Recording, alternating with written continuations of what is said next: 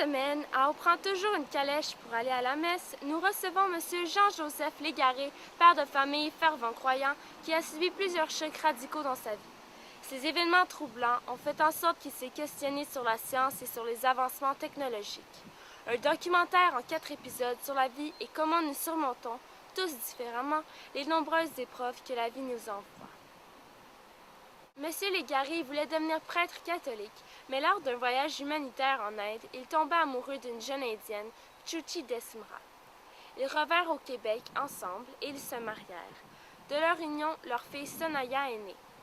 Un été, lorsque sa femme et M. Légaré avaient environ 50 ans, Chuchi se brisa une hanche en tombant des escaliers à son retour de l'épicerie. Elle dit donc avoir recours à la médecine et donc à la transplantation d'une hanche artificielle. 10 ans après l'opération à la hanche de sa femme, M. Légaré reçoit un appel lui annonçant que sa fille venait d'avoir un important accident d'automobile et que l'on craignait pour sa vie. Suite à plusieurs opérations médicales et à plusieurs mois sous soins intensifs, rien à faire, Sonaya était bel et bien devenue quadraplégique avec atteinte cérébrale. L'entrevue qui va suivre, M. Légaré nous expliquera comment il a vécu la chirurgie de sa femme et survécu au cruel destin de sa fille. Avec l'implantation de l'hanche artificielle de sa femme, M. Légaré est déjà plongé dans le monde de l'avancement technologique et la place de plus en plus importante que l'artificiel prend dans le domaine de la médecine. De nombreuses questions lui trottent dans la tête. Quelle place doit-on allouer à l'artificiel en médecine et dans la vie en général? Ne devrait-on pas arrêter de toujours vouloir aller plus loin, pas peur de dépasser les limites? Où sont ces limites, justement? Et la liste continue. 10 ans après l'opération de sa femme, M. Légaré voit encore une fois sa vie basculer. Cette fois-ci, il ne sait plus du tout quoi penser. Comment un fervent chrétien réagit-il lorsqu'il apprend que le seul moyen de survie pour sa propre fille est de faire appel à la nanotechnologie? Les questions auxquelles il pensait avoir répondu une décennie plus tôt le hantent malheureusement encore. Qui sommes-nous face à la vie? Créateurs ou figurants?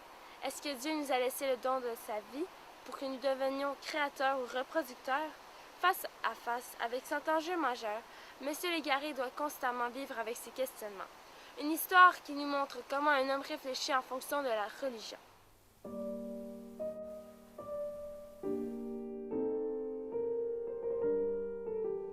Je suis née à Sainte-Agathe-des-Monts en 1948.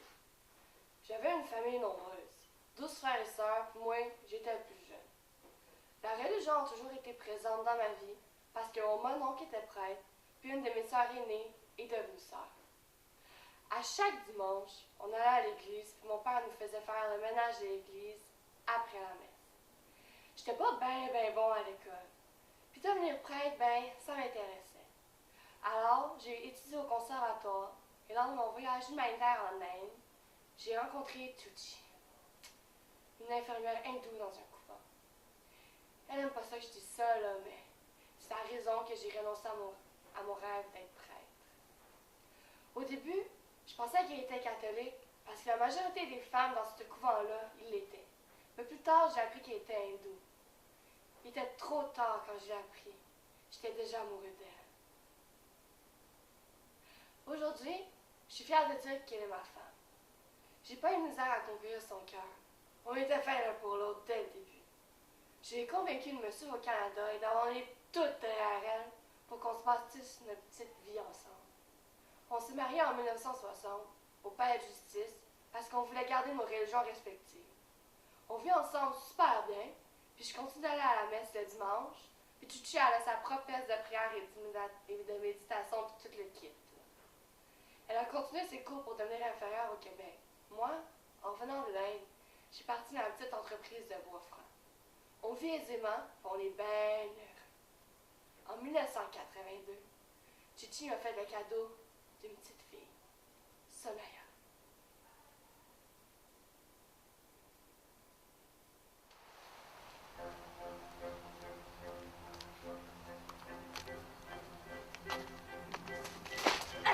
Joe! Oh!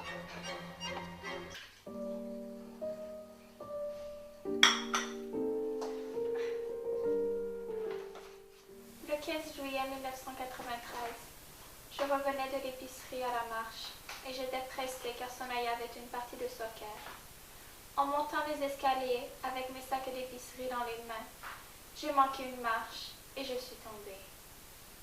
Joe m'a trouvée par terre, criant de douleur, et m'a tout de suite amenée à l'hôpital. On savait que ça allait être grave car je n'arrivais même pas à bouger ma jambe gauche. J'ai passé un peu moins d'une semaine à l'hôpital.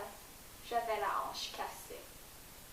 On m'a dit que je ne pourrais plus jamais marcher de manière autonome, à moins que je fasse appel à la science et qu'on me fasse poser une hanche artificielle. J'ai accepté sans regret de faire appel à la science, afin de remplacer ma hanche pour pouvoir vivre de manière autonome encore plusieurs années. Ma religion, l'hindouisme, amène l'idée qu'il faut se laisser guider par notre destinée et ne pas essayer de la changer, afin d'accéder le plus rapidement possible à notre prochaine vie, une vie meilleure. Il faut échapper au samsara le plus vite possible. J'ai tout de même renoncé à cette vision, car cela fait plusieurs années que j'ai immigré au Canada, et ma vision de ma religion a changé. J'ai un nouveau regard de la vie, et mes valeurs hindouistes me sont un peu teintées de la liberté des pays de l'Occident.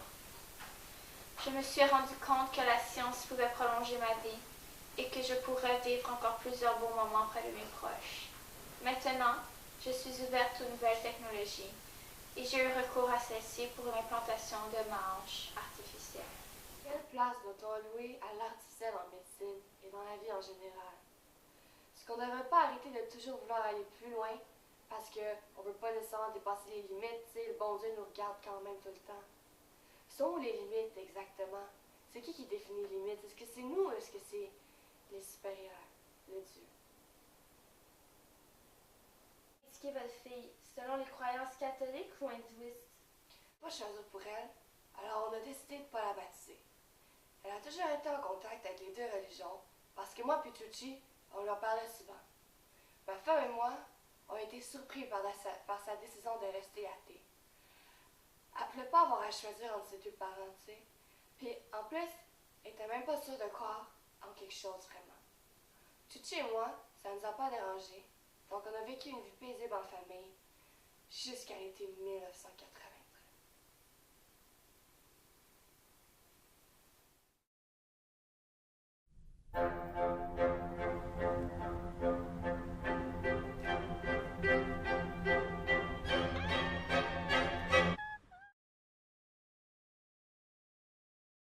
En fait, la nanotechnologie représente la science de la conception, la caractérisation, la production, ainsi que l'application de structures par le contrôle de la forme et de la taille. En gros, on pourrait dire que ça implique insérer un membre artificiel dans un corps humain.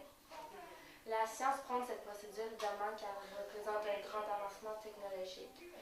Également, la nanotechnologie, dans certains cas, peut augmenter les capacités de l'homme. Il y a plusieurs sous-aspects de la nanotechnologie, puis dans le cas de Sonaya Leglary, c'est l'interface neuronale directe qui a été appliquée, l'IND en fait. Suite à son accident majeur où elle s'est gravement heurté la zone préfrontale du cerveau, l'une des zones les plus vulnérables, il a fallu avoir recours à la nanotechnologie. L'IND est un moyen de communication direct entre leur cerveau et un moyen de communication un dispositif externe, qui peut être soit un ordinateur, un système électronique ou une puce électronique. Puis il y en a beaucoup d'autres. Souvent on fait appel au IND pour réparer ou bien améliorer les fonctions humaines qui ont été endommagées ou qui ne sont pas à leur pleine capacité. Pour Sonaya Leglary, il fallait ramener son autonomie et ses capacités motrices, mais surtout mentales.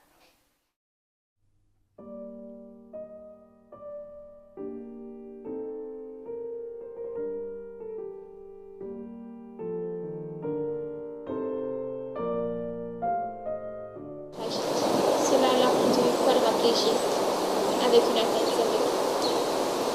Moi et mon mari, M. Légaré, nous devons la nourrir. Au début, c'était très difficile. Elle n'avait l'usage d'aucun de ses membres, sauf de ses yeux, ses grands yeux. Mais maintenant, grâce à la nanotechnologie, Sonaya commence à reprendre son autonomie. Elle a retrouvé l'usage de ses bras. Et aussi, elle peut commencer à parler, mais cela se fait très lentement. Son apprentissage est très important et elle fait de gros projets à chaque jour. Nous sommes extrêmement fiers d'elle et reconnaissants envers la science.